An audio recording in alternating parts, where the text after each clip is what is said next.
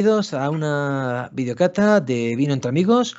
Hoy vamos a conocer mucho mejor esta botella, que es este vino, Ortega Ezquerro Rioja.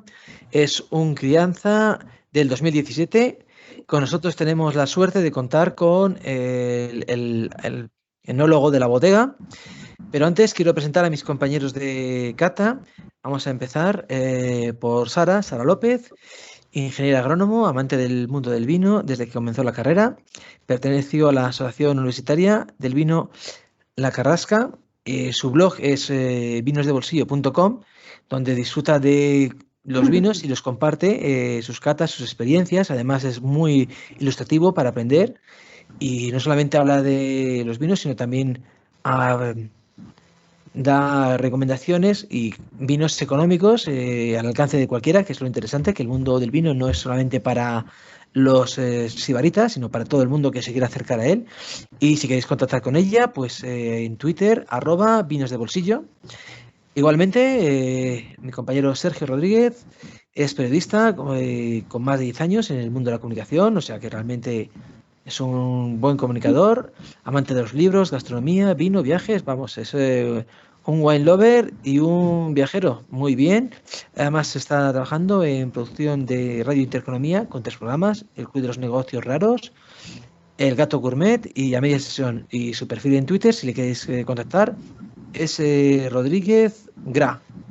Y yo pues me presento, David Vázquez, de La Mesa del Conde, @La Mesa del Conde en Twitter. Y sin más, pues nuestro invitado desde el programa de hoy, pues es David, bienvenido, de la bodega Ortega Ezquerro. Así que preséntate tú, nos cuentas un poquito la bodega y empezamos a ver este vino. Vale. Bueno, yo me llamo David, trabajo en Bodegas y Viñedos Ortega Ezquerro. Somos una bodega situada en la denominación de origen Rioja, dentro de la subzona de Rioja Baja, y bueno, estamos ubicados en un pueblo con una larga tradición vitícola que se llama Tudelilla. Tudelilla tiene algunas peculiaridades como pueblo, y es que, aunque está en Rioja Baja, como os he comentado, tiene una altitud elevada porque está muy cerca de la sierra, ¿no? De la Sierra Laez. Para que os hagáis un poco la idea, Tudelilla pueblo está a la misma altitud, por ejemplo, que Haro. ¿Qué hace un poco especial a Tudelilla? Bueno, pues un poco ese factor de altitud, un factor muy importante que es el tipo de suelo que más abunda en la zona, que es un suelo muy pedregoso, que es un poco alegórico a las piedras que aparecen en la etiqueta del vino. Y bueno, principalmente estamos muy vinculados a nivel de zona con la garnacha, ¿no? Para que os hagáis una idea, hace aproximadamente unos 60 años, 50, 60 años, prácticamente el 80-90% de Tudelilla era garnacha, era la variedad mayoritaria. Después, con el boom del tempranillo, etcétera, se arrancaron algunas, más de las que se debieran haber arrancado, y ahora rondamos aproximadamente un 65% del viñedo de la zona es directamente garnacha, ¿no?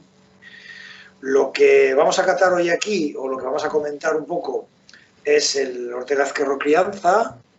Es un cupaje de tempranillo, garnacha, y depende un poco del año, un pelín de mazuelo. Y bueno, como os comento, por daros 2 pinceladas a nivel técnico y no aburriros, es un vino que se elabora en depósito de inoxidable a aproximadamente unos 24-28 grados, dejando a última hora de la fermentación, cuando ya no hay azúcares, algún pico que se suba más para facilitar un poco la extracción de color, y después pasa a hacer maloláctica en barrica.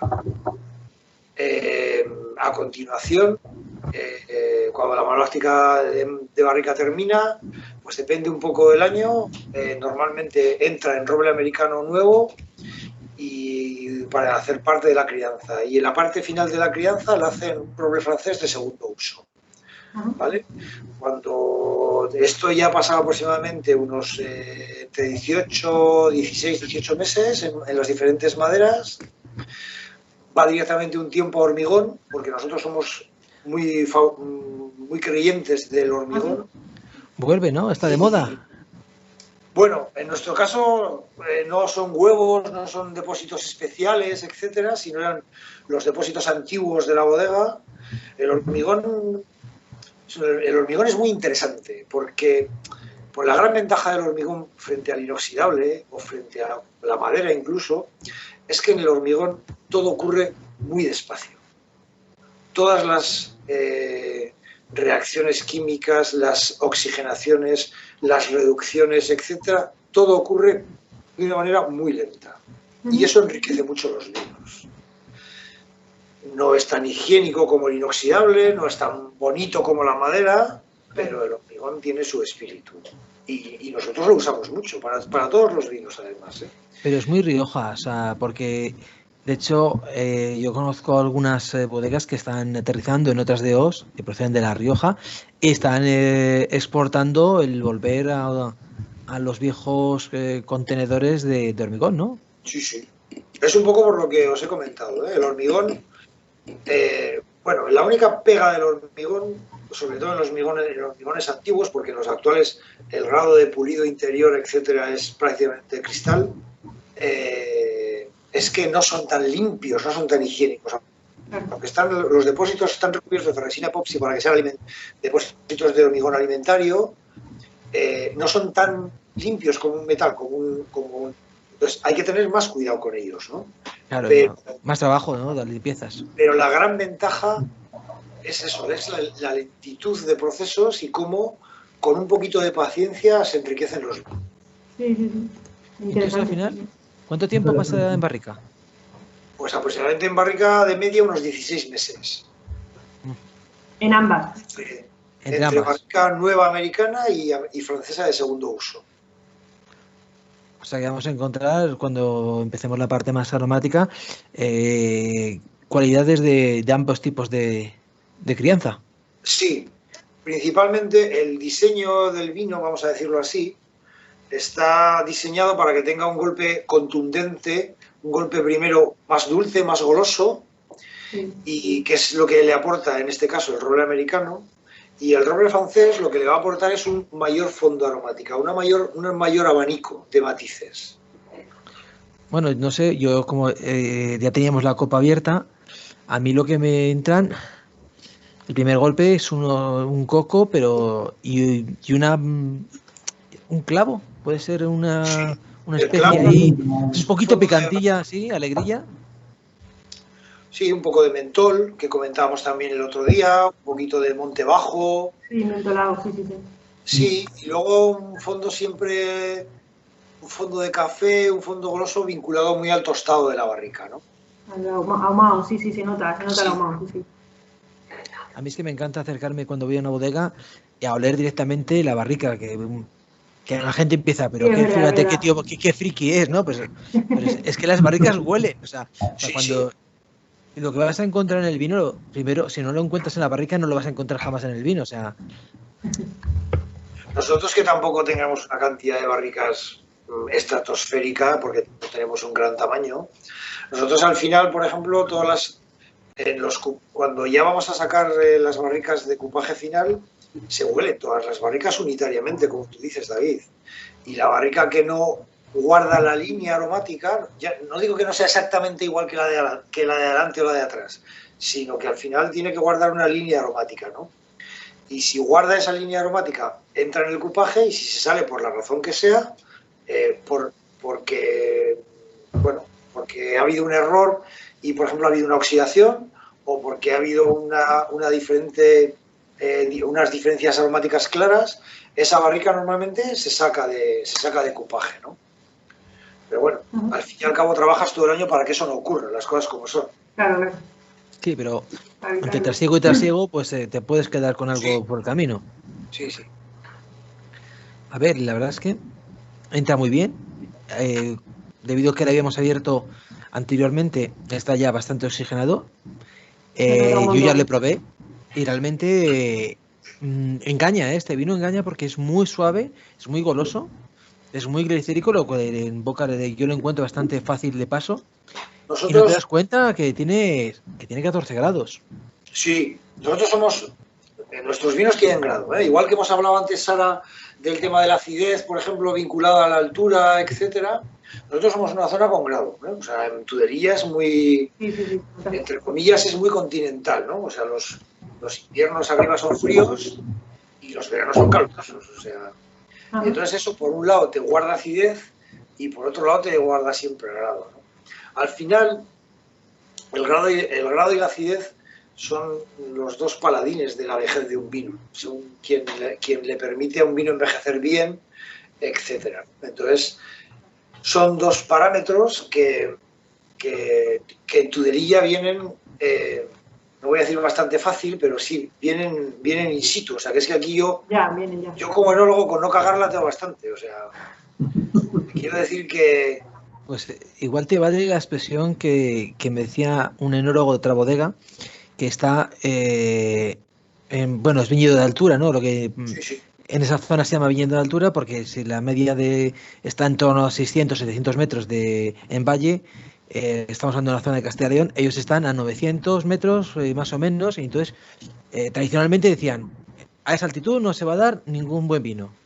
Hasta que, coño, pues resulta que sí. Y decía, yo no hace falta que esto sea ecológico, esto ya es lógico. Aquí vienen los vientos y yo simplemente le dejo hacer a la naturaleza, no necesito hacerle nada. Si tengo un viento que me va... Nosotros, por ejemplo, en el monovarietal que hacemos de Garnacha, que lo podemos catar otro día perfectamente, es lo que tú dices. Es una viña que está a 680 metros, que no es ecológica, porque al final pues no le damos un tratamiento ecológico, pero podría ser ecológico perfectamente si nos empeñáramos un poco. Al final es eso, o sea, es dejar hacer a la naturaleza, ¿sabes? O sea, al final son zonas altas, que en este caso es un viñedo viejo, con lo cual las viñas no cargan muchos kilos, o sea, no estamos hablando de 15.000 kilos por hectárea o de 12.000 kilos por hectárea como en los valles de Rueda, en las zonas más fértiles, etcétera, ¿no? Y al fin y al cabo, con ese tipo de carga, que estamos hablando igual de 4.000, 4.500 kilos hectárea o incluso menos, la cepa sufre muy poco. O sea, vitícolamente, con una poda racional, un abonado en estiércol racional, un control un poco de las hierbas, etcétera, no hace falta mucho más, de verdad, para obtener una uva de una calidad elevada. Claro, el problema es que esa viña está a 2 kilómetros y pico del pueblo, hay que ir, no está a mano, etcétera. Entonces, bueno, no es una viña de 20 hectáreas en la que tú puedes tirar y enganchas el tractor y vas, ¿no? ¿Sabes? Entonces es de trabajo manual. Es para claro, estar en el vaso. Zonas que le dan un valor añadido al vino y una diferencia. Las viñas son vuestras también, ¿no? ¿Perdona?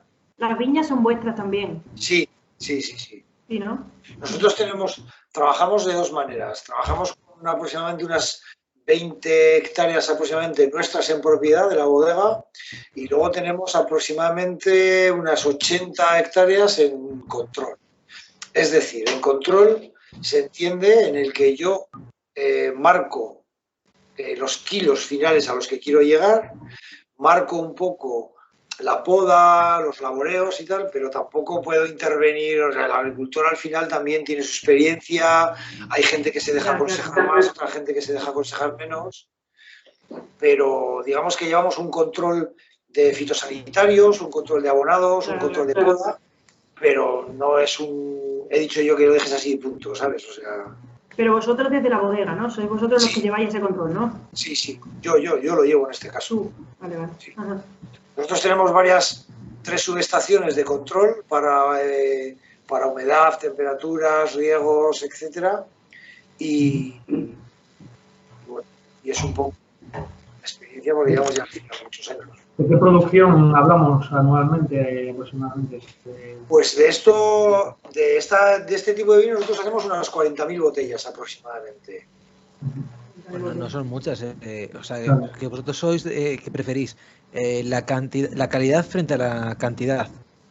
Pues mira, nosotros ya hemos descubierto ya hace un tiempo que tenemos un hueco comercial, hablando comercialmente puro y duro, cuando conseguimos establecer elementos diferenciadores, ¿no?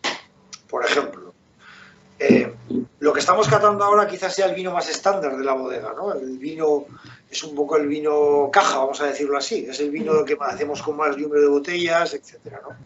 Pero, por ejemplo, cuando lo hemos presentado al mercado, el mazuelo, por ejemplo, monovarietal, las garnachas monovarietales, etcétera, o sea, un producto de una elevada calidad, muy bien presentado a nivel de etiquetado, presentación marketingiana, comunicación, Claro. etcétera, con una calidad top a un precio competitivo.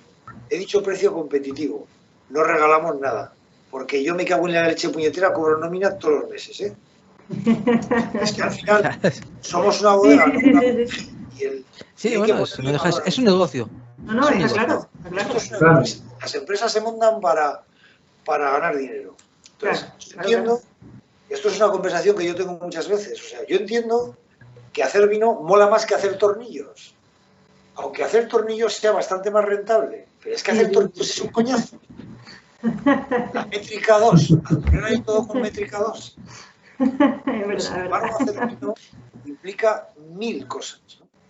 Y que cada año es diferente. Mira, Claro, yo, claro, claro. que Totalmente. tuve un profesor en la uni, que era don Manuel Ruiz Hernández, con el que, gran enólogo de Rioja, de un clásico, un señor muy mayor ya, con el que yo personalmente no siempre he estado de acuerdo, ¿no? Pero Manuel decía que la enología era la ciencia del depende.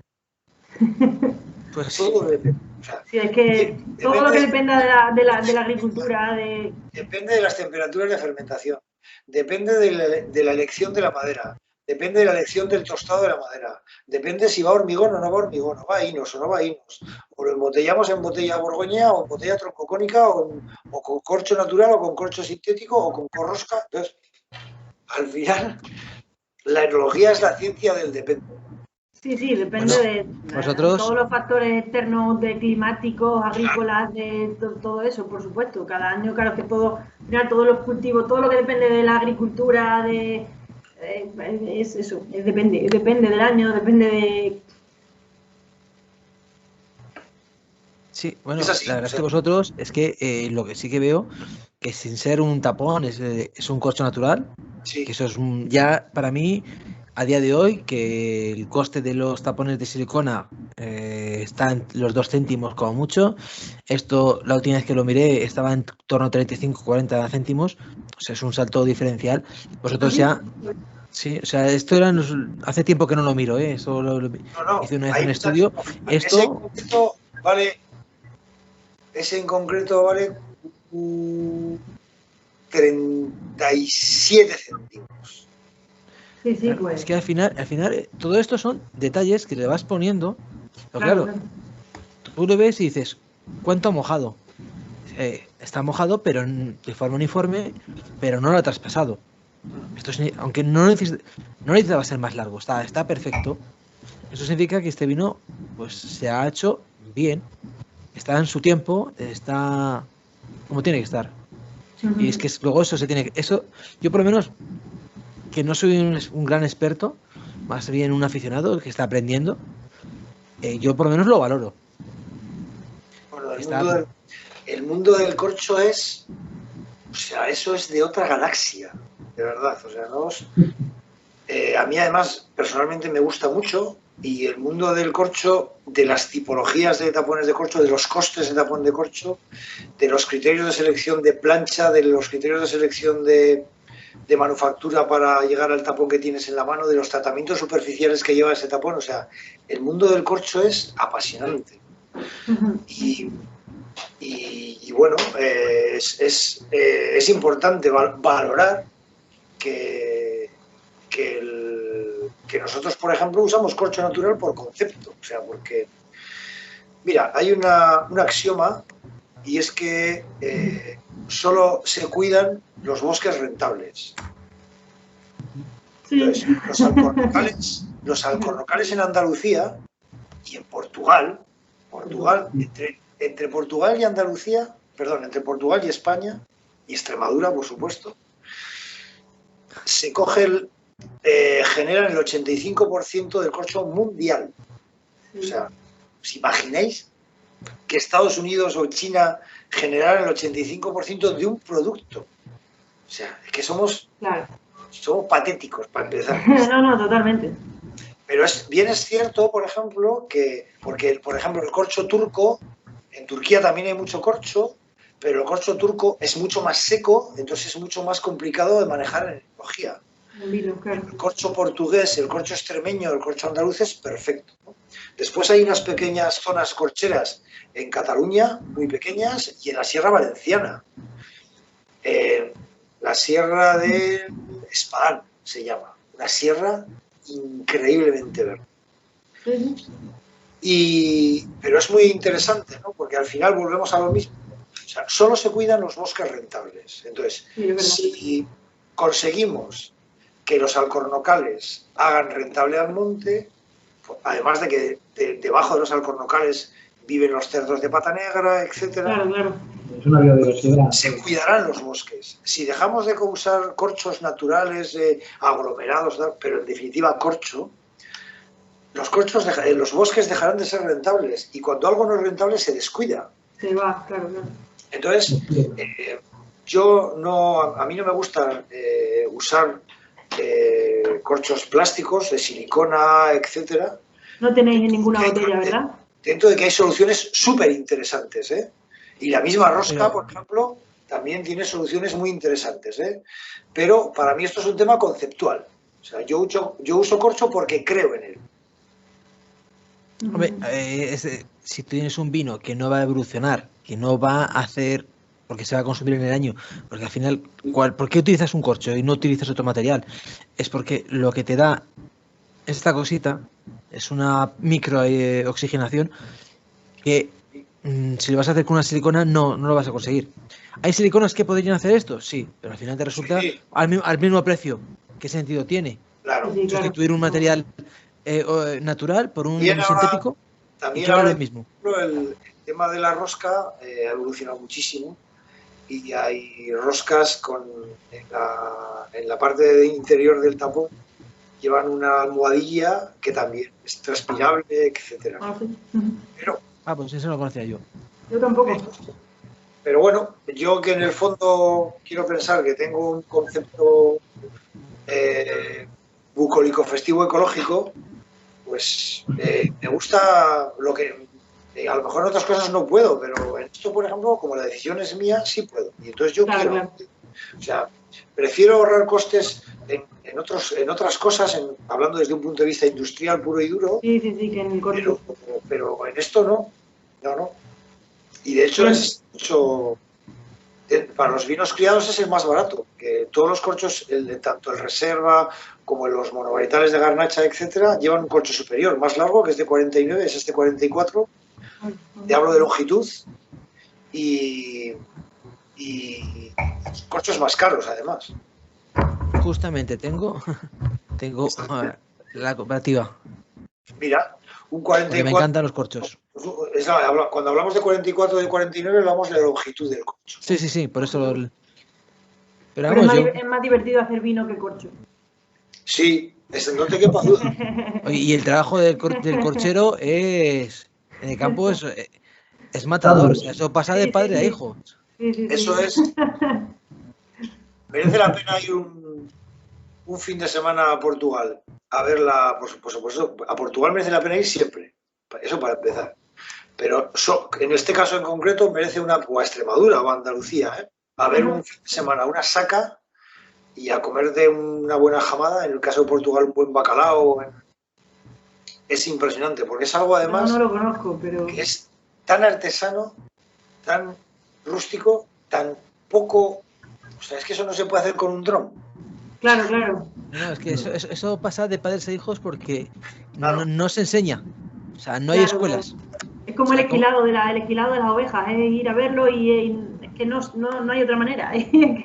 Sí, pero hay escuelas, pero del corcho no. Tequilado de la oveja, sí. Sí, hay escuelas rurales, por lo menos en la Junta de Castilla y León, Enseñan. que se dedica en Castilla y León el mundo de la oveja es muy importante porque tenemos Claro, el lechazo y todo eso, o sea, se cuida bastante, porque es rentable, básicamente. claro. Entonces, pues históricamente una de las grandes potencias económicas de Castilla y León estaba en la lana, el sector lanero.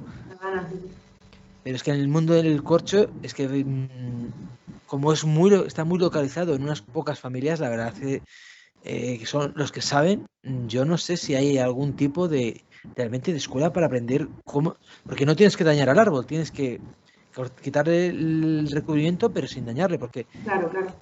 en unos 5 o 10 años vuelves a tener ese corcho ahí a tu disposición. Claro. Como te cargues el árbol, ¿cuántos años tarda en...? Saca aproximadamente cada 9 a 11 años, depende de las condiciones climatológicas, etcétera. Pero vamos, es que es increíble, o sea, es apasionante ver cómo sacan las planchas, cómo las transportan, luego hay que bajarlas del monte, o sea, porque los alcornocales no están siempre a pie de carretera, o sea. La carretera. Entonces es muy recomendable. Oye, qué bien evoluciona este vino, ¿eh? O sea, es que es súper... no es un vino... O sea, vino tranquilo, porque es un vino tranquilo, pero... O sea, es un vino que es muy dinámico internamente, ¿eh? Sí, bueno, al fin y al cabo, mira, yo que tengo una edad ya, vamos a decirlo así, que me van a llamar para vacunarme en 4 días. Para que puedas viajar, te queda poco. Positivo. La vida del enólogo te enseña que hay pequeños detalles que hay, y no necesariamente detalles caros, que amplían muy mucho los matices aromáticos de los vinos, ¿no? Y esto os voy a contar aquí un secreto. Por ejemplo, yo uso algo tan sencillo como cuando compras las barricas, yo compro con diferente tostado la panza de la barrica con los fondos. ¿Qué ocurre? Que un fondo, los fondos son aproximadamente el 33% de la superficie de contacto del vino con la madera. Hablando de una barrica de 225 litros, ¿no? Entonces, la duela que construye el fondo, además es mucho más barata que la duela que construye la panza, que es una duela mucho más larga, mucho más especial, etc., ¿no? La duela que hace el fondo, la tirilla que hace el fondo, es una tira fácil de conseguir, fácil de cambiar, ¿no? Entonces yo, por ejemplo, en el caso del americano nuevo, tuesto mucho la primera vez los fondos de la barrica para darle un golpe de fondos estos muy tostados, de torrefactos, etc. Después, esa barrica, pasados los primeros 14 meses aproximadamente, le vuelvo a sustituir los fondos por otros fondos nuevos. Digamos que le hago ahí un reajuste y así consigo alargar muy mucho la vida útil de la madera y aportar mucha cantidad aromática, no en cantidad, sino en abanico de matices, ¿no? Pero y esto que parece una tontería, esto es un enólogo perro viejo. Y aparte de que es un tema muy interesante financieramente, es un tema muy interesante aromáticamente. Pero eso luego, lo que decías antes de cuando vas a hacer la homogenización para sacar el vino final, ahí te puedes jugar un poco los aromas, ¿eh? Juegas en la cuerda floja. Bueno, pero no somos unos chavales ya, ¿eh? Entonces ya tienes experiencia. Lo tenemos controlado. Yo soy muy pesado, a mí me gusta mucho catar los vinos. Durante el proceso de crianza, soy el típico pesado que engancho a mi compañero y bodeguero Rodolfo y le digo, vamos a catar barricas. Otra vez, empieza, otra vez. Sí, vamos a catar el lote 7. Pero si el lote 7 lo catamos el mes pasado. Digo que sí, vamos a catar el lote 7 otra vez. Que soy un poco pesado en ese sentido. Ya, persistente en eso. O sea, a mí la verdad es que ¿Perdona? Que lo tendrás entonces, los tienes muy controladas, ¿eh? O sea, a ti Los Ángeles no se llevan una parte, te la llevas tú. Sí. La reducción en barrica no, ¿eh? No se la llevan Los Ángeles. La reducción en barrica ronda un 2,5%, que al fin y al cabo, al final de año es una pasta, ¿eh? Sí, es verdad, es verdad. En Boca le noto muy equilibrado. El vino también, los taninos son como muy suaves también, ¿verdad? Bueno, daos cuenta de que este vino que vosotros estáis catando, que estamos catando, es una añada que ya va camino de agotarse. O sea que nosotros en breve sacaremos el 2018 al mercado. El 18. ¿Qué quiero decir con esto? Que es un vino que, aparte de que ha tenido un periodo de botella interesante en la propia bodega, ya tiene una vida comercial importante, larga, entonces ya tiene mucha botella. Entonces ese detalle de la botella afina mucho los vinos, ¿no? Daos cuenta de que, hablando aquí desde un punto de vista enológico puro y duro, la crianza en barrica es una crianza muy oxidativa, porque las barricas transpiran. Claro. Os voy a dar otro secreto. Las barricas no transpiran por las duelas. Las barricas transpiran por las juntas de las duelas. O sea, el trozo de madera, lo que es la duela en sí, no transpira, o sea, no es transpirable. Ya. Por ahí evapora una parte del alcohol. Pero la barrica pierde la merma, que tú has comentado antes de Los Ángeles, por la boca y por las juntas de las duelas. Pero sí es cierto que la barrica, que es porosa, se inundan de vino los poros de la duela, y ahí se produce una bajada del volumen de la barrica y una evaporación. Claro. Y esto es lo que, bueno, pues ayuda a generar este tipo de aromas vinculados a la combinación del vino con el oxígeno. Cuando tú trasiegas y sacas ese vino de la barrica y lo metes a una botella, que prácticamente es un elemento totalmente hermético, casi hermético, salvo, como tú bien has dicho, David, la microoxigenación que tiene el tapón. Y de hecho, por ejemplo, la calidad del tapón que tú tenías en la mano, por ejemplo, el de Condado de Aza y el mío, etcétera, o el mismo tratamiento superficial, que si tú tocas el de Condado de Aza y tocas el mío, ves que tienen tactos distintos. Esos tratamientos superficiales son los que marcan la velocidad de evaporación del vino. Sí. Bueno, yo es que no soy tan experto, porque yo al tacto los encuentro bastante similares. Aunque bueno, a ver, los expertos sois vosotros, yo estoy todavía aprendiendo. Entonces, en el caso de la botella con el tapón, el tratamiento superficial que lleva el tapón, que es un tratamiento de parafina y silicona natural, que está en contacto con el vino, es el que gradúa, junto con la propia estructura del tapón, la hermeticidad y la velocidad de oxigenación que va a tener, de microoxigenación que va a tener ese vino. Vaya rollo enológico que os estoy soltando. Pero yo estoy aprendiendo. O sea, a mí no me parece nada rollo. Te digo, me encanta. Sí. Además, es súper interesante. Además que esto del corcho es un mundo muy curioso, además, ¿eh? O sea, el mundo del corcho es impresionante, de verdad. La verdad que sí. Pero es que además no para nada es un rollo. O sea, realmente como mejor se aprenden las cosas es cuando no tienes que estudiarlas, sino cuando las puedes compartir de una forma natural. O sea, yo soy muy friki y tengo aquí un corcho, y voy jugando con ellos, pues por eso, para aprender, pero vamos, que no estaba ni preparado ni mucho menos. Ha sido una casualidad que tenía un corcho aquí al lado y he dicho, los voy a poner juntos y los voy a comparar. Pero vamos, pues ha sido casualidad. No.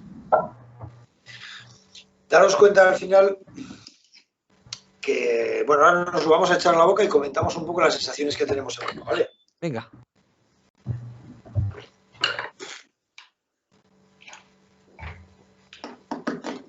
Mira, hay una dulzura en la entrada, Sí, un montón. vinculado al grado alcohólico, que tiene 14 grados. Como os he comentado, el cupaje tiene un porcentaje importante de garnacha. ¿Cuánto tiene de tempranillo? ¿Tú lo sabes? ¿O de memoria? Sí, de tempranillo. Esto es un 2017.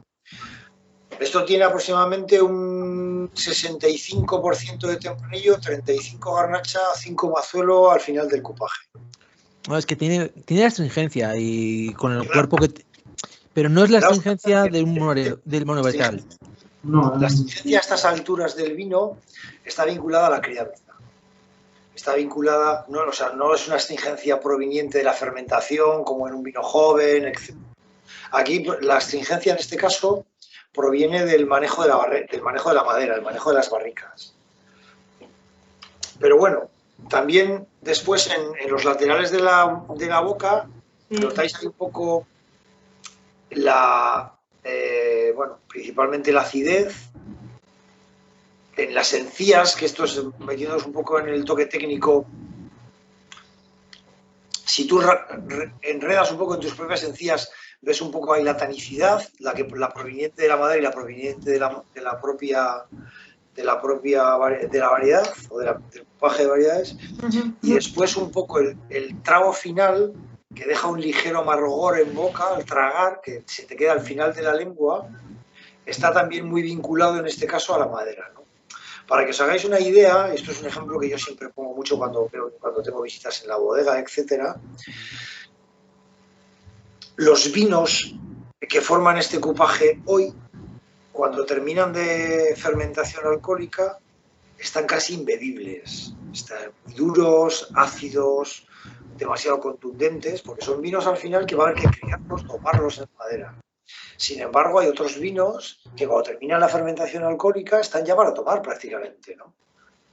Porque son vinos distintos, no son vinos ni mejores ni peores, son distintos. El planteamiento enológico es distinto, la mezcla de variedades, las temperaturas de fermentación, las tipologías de los depósitos, muchas veces la selección de uva, son matices que marcan mucho la diferencia. Y cuando yo elijo unas uvas para crianzas o para reservas o para monovarietales, lo hago pensando en todo el proceso, ¿no? No lo hago pensando en que van a estar buenos según terminen de fermentación, ¿no? Que yo necesito también, por ejemplo, otros vinos jóvenes que estén buenos nada más terminar la fermentación.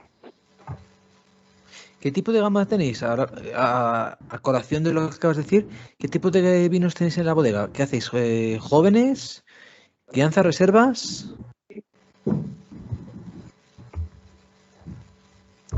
David, ¿estás ahí? Uy, he ido. Perdido, perdona. Sí, a colación de lo que decías, ¿cuál es el perfil de vinos que elaboráis? ¿Jóvenes, reservas, crianza, robles? No sé si... Principalmente elaboramos tinto. Tenemos un tinto joven que es una maceración carbónica.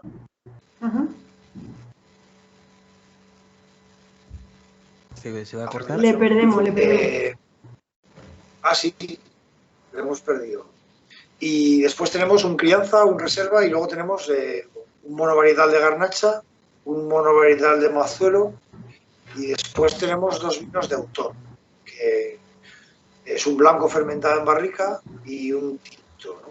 El blanco fermentado en barrica es un cupaje que viene hecho desde la viña, es una viña elegida, muy vieja, que viene ya con el cupaje hecho de viña, mezclado ya, que es Viura, Malvasía y garnacha blanca, que es un fermentado en barrica, muy interesante, es un vino súper gracioso para tomar con un arroz meloso, con un arroz caldero, impresionante.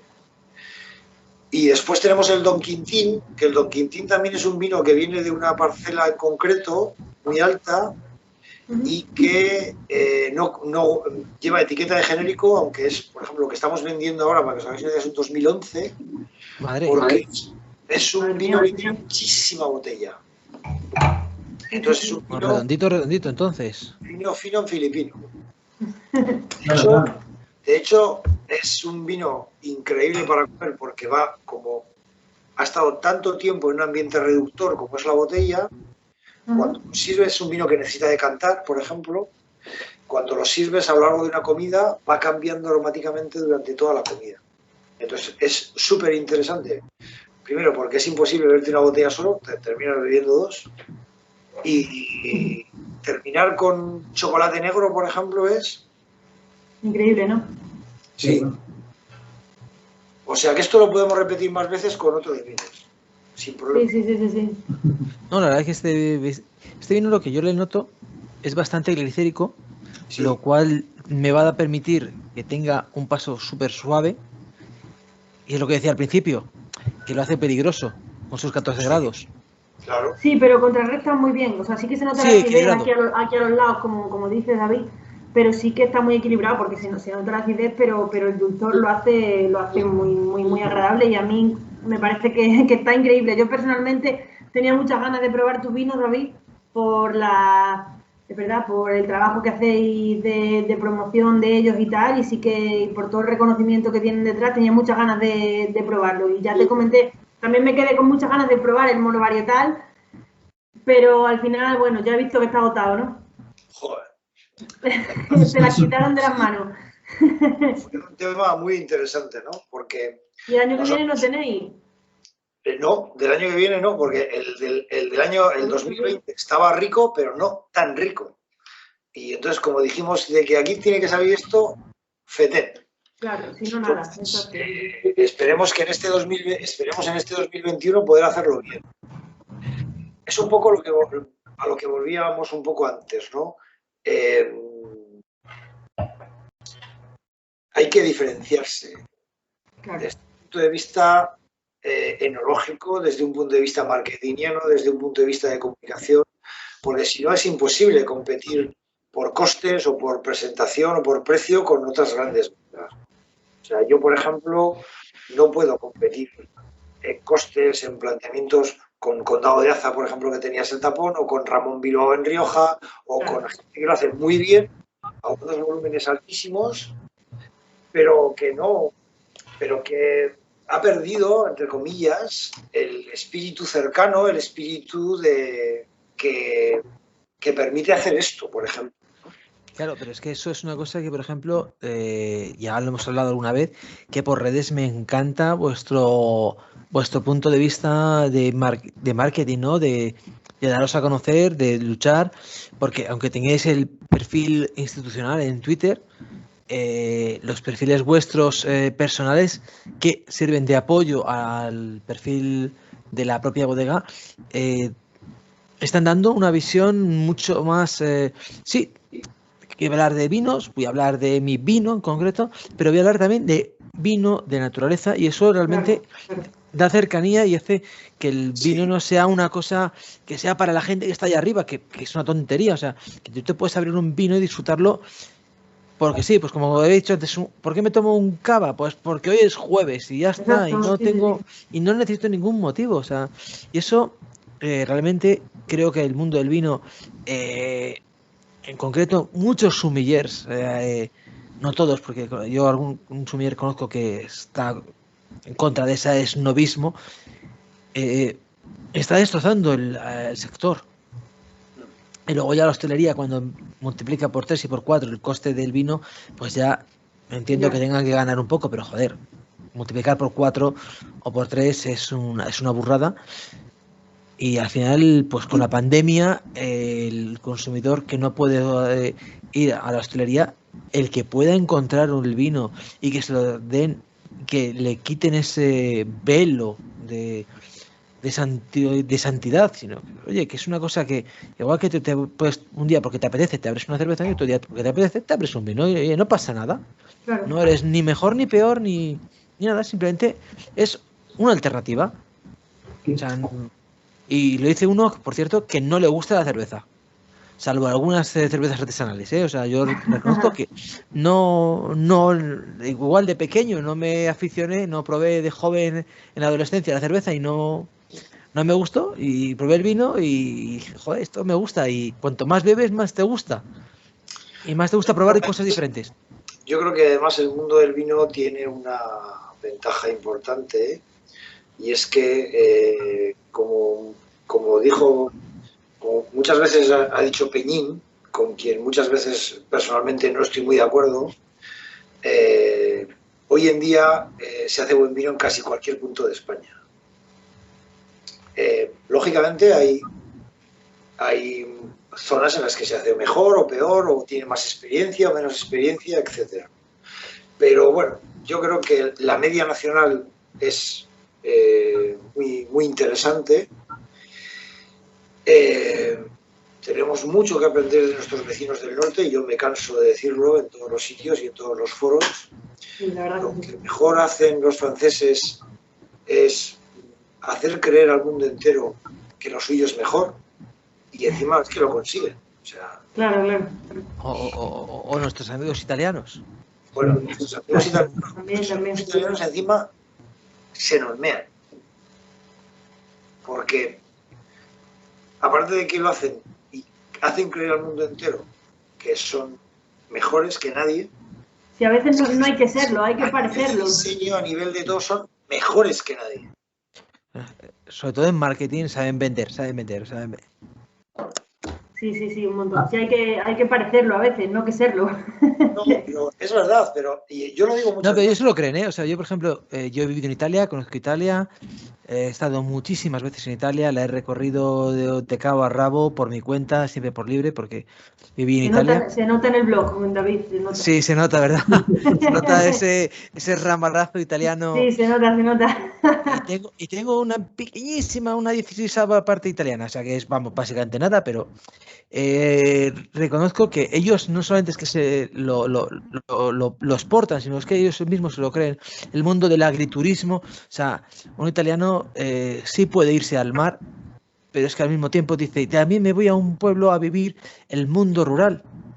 Tú te vas a la gran valle de Lucca, la colina luquense, como he estado yo, y tú ves el valle, y es que ves todos los pueblos, y hay un montón de pueblos, y están todos llenos, pero no es el típico que vuelve, sino realmente va a gente a las fincas, a los hoteles rurales, a vivir el agriturismo, y es vivir el enoturismo, que es lo mismo, el enoturismo, agriturismo, porque ellos lo mismo que te venden vino, te venden aceite, te venden frutales. Y lo hacen muy bien, lo hacen muy bien. No, se hace, pero que es que ellos se lo creen, y lo importante, y lo que igual nos puede faltar a nosotros es creérnoslo.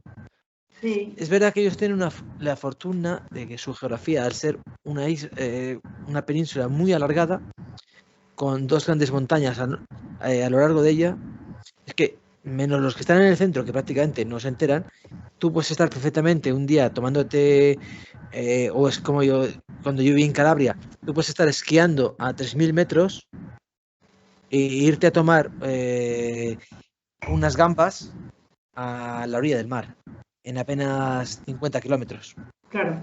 Eso también es verdad que les ayuda. Pero bueno, nuestra península es como es, y también tiene sus grandes atractivos, y tenemos que creérnoslo. Y eso me lleva a preguntarte, David, ¿qué tal el enoturismo tenéis preparado para si alguien quiere visitar la bodega?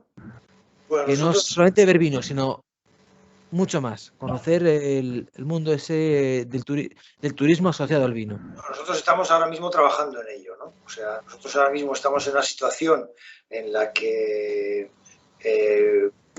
admitimos visitas y hacemos visitas para previa reserva o vinculadas a clientes, etcétera, pero estamos arreglando una parte de la bodega, o sea, estamos dando pasos hacia el desarrollo del enoturismo, primero porque Tudelilla tiene un buen fin de semana bucólico festivo gastronómico, sí.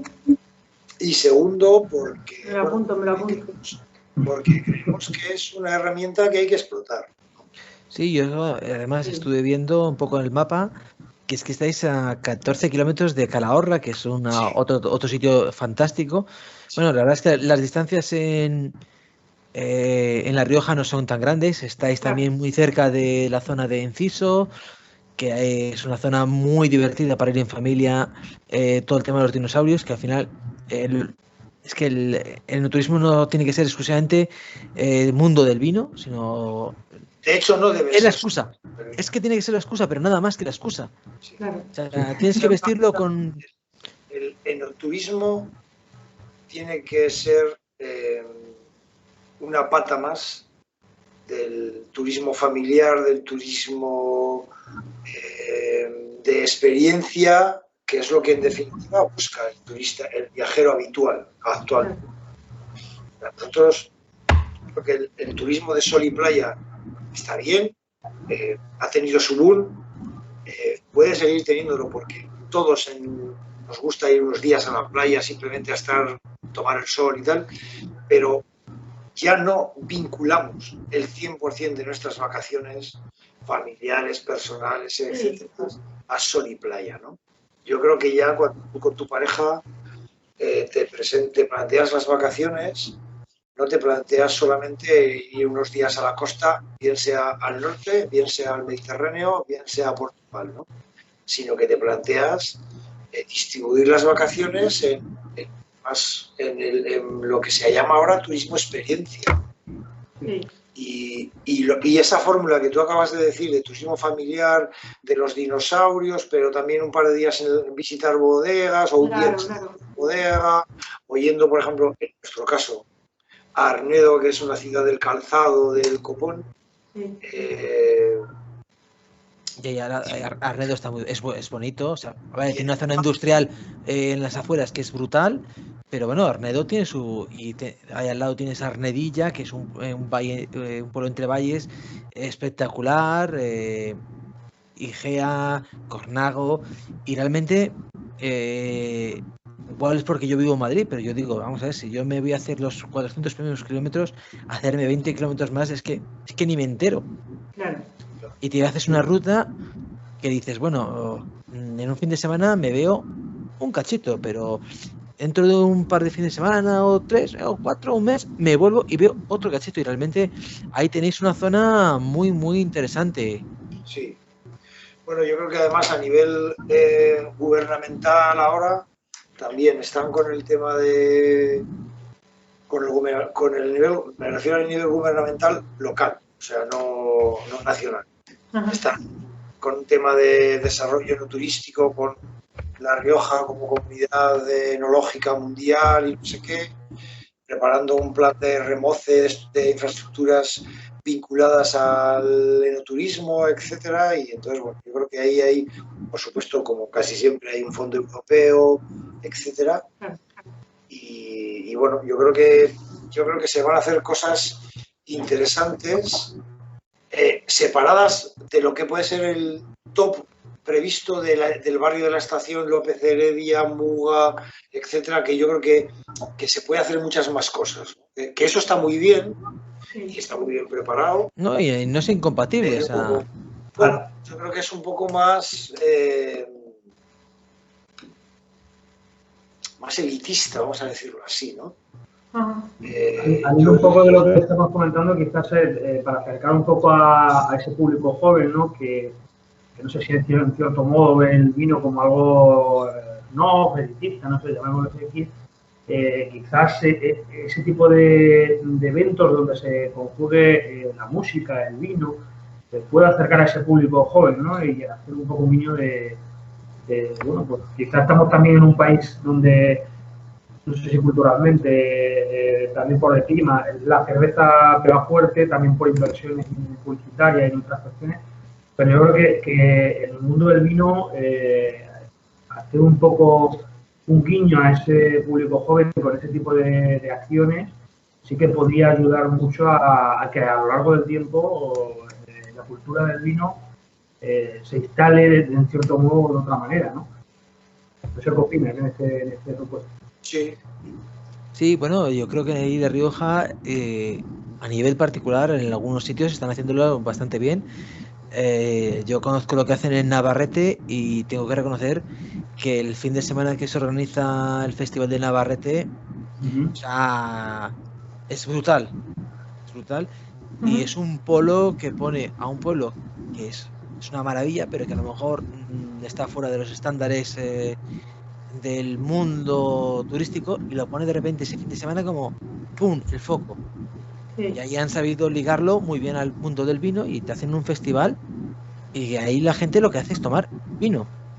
Sí, Y sí, vinos sí. buenos, no vinos, no te estoy hablando de vino de Don Simón, sino te estoy hablando de buenos vinos.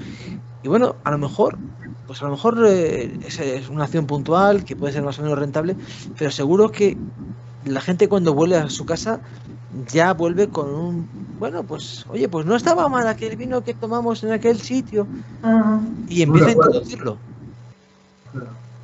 En Galicia eso lo hace muy bien también. Sí que potencian mucho los productos. Yo que viví una temporada en Galicia, un año y medio, así, medio tiempo, a conocer bastante bien aquello.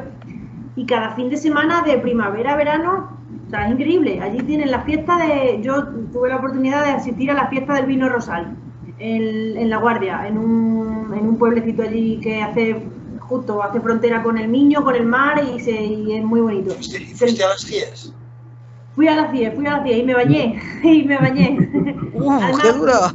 sí, pero porque pilló una ola de calor allí. Yo viví en Vigo, y en Vigo, sí, un año y pico, y en Santiago unos meses, y, y eso lo hace muy bien. O sea, cada fin de semana de verano, o sea, la fiesta del vino Rosal, la fiesta del pez espada, la fiesta de la langosta, la fiesta de la lamprea, la fiesta de no sé qué. Allí ellos se venden muy bien por eso. Y yo recuerdo la fiesta del vino Rosal, bueno, la fiesta del albariño ya en Cambados ni te cuento, ¿no? Lo que se monta allí, vamos, que merece la pena ir a verlo. Pero la fiesta del vino Rosal, que más es una fiesta de un pueblo, pero todo el mundo la conoce, todo el mundo va a ver allí. Yo allí descubrí el vino Rosal y me encanta. De hecho, cada vez que veo una botella me la compro porque me encanta. Y ellos lo hacen muy bien en ese sentido. Sí que atraen mucho turismo a mucha gente con esas fiestas de fin de semana que hacen. Pues la fiesta, pues eso, de Pimiento del Padrón, la fiesta de la Lamprea, la fiesta de... Y es verdad, atraen mucho al turismo y lo hacen muy bien. Bueno, al final nos damos cuenta que vino, gastronomía, cultura popular, nos gusta siempre esa fórmula. Claro, sí, claro. Y es casi siempre fórmula de éxito garantizada.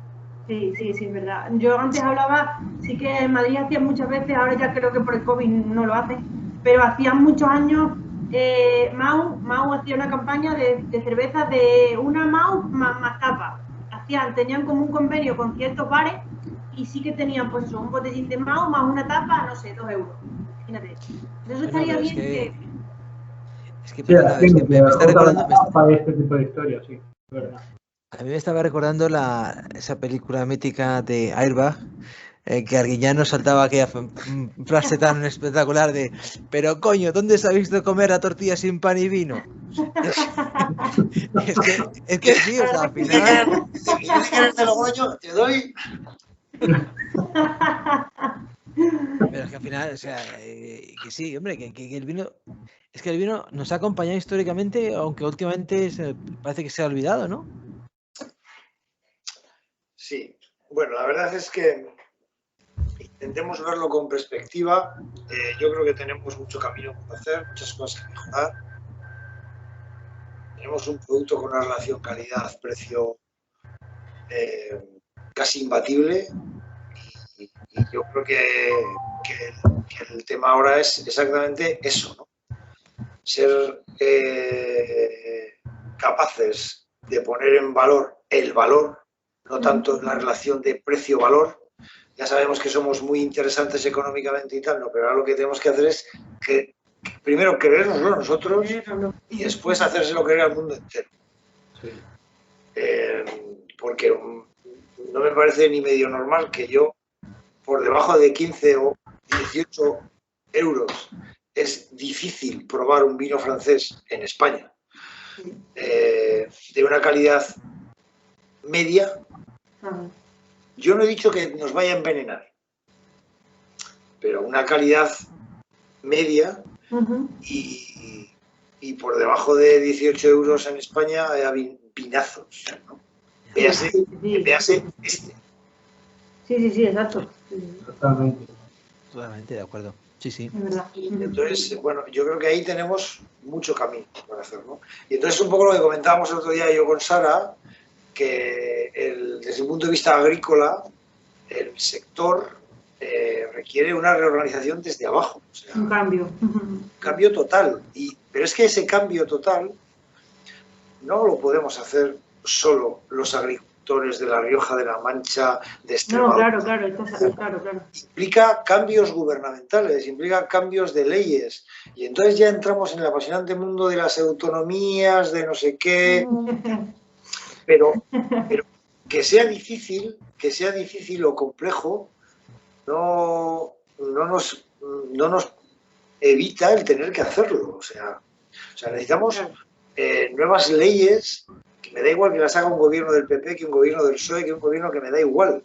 Pero necesitamos nuevas normas agrarias que transformen el sector desde abajo y vayan subiendo los diferentes niveles, ¿no? Sí, hasta el final, sí. Una preguntita. Vosotros no tenéis suerte de ser viñedo singular, ¿no? No os ha caído. No. Viñedo singular, esto es una conversación, casi vamos a abrir otra botella, ¿eh? Eso, nosotros hacemos otro formato y es un formato en el que cada uno trae un vino diferente y hablamos de lo que, como lo llamamos en el episodio 0, prueba piloto, de lo humano y lo divino, de los winefuckers, de los sacrílegos y demás. O sea, ahí podemos despellejar. Si quieres un día hablamos de eso y... Pues yo ahí encajaría. Y ya no hablas de como David, enólogo de Ortega Ezquerro, sino David, el que le gusta el vino y habla lo que le da la gana. Pues mira, el tema del viñedo como concepto es muy interesante porque implica una producción muy baja, un viñedo en una ubicación concreta, de una parcela en concreto, de una edad en concreto, etc. Entonces, teóricamente... Al principio me hablabas que hacíais un vino singular de autor con esas características. Y dije, joder, pues sí. No, singular no, de autor sí. Singular, sí, pero que era un viñedo especial. Sí, nosotros tenemos varios vinos de viñedo, exclusivo de un viñedo.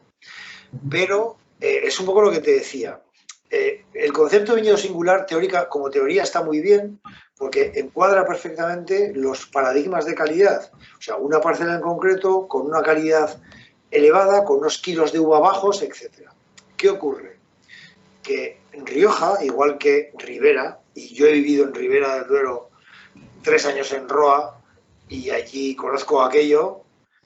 Entonces, la primera vez que llegué a Ribera del Duero, en septiembre, había habido una helada que no quedaba ni una hoja en las cepas. En septiembre. Te hablo del año 2001. Que yo ese año elaboré en la cooperativa de Roa. Entonces, quiero decirte que el único cáncer que tiene el viñedo singular es el factor climatológico.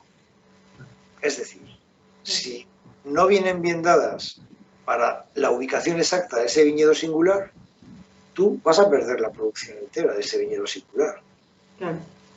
Y eso es industrialmente, comercialmente, es complicado.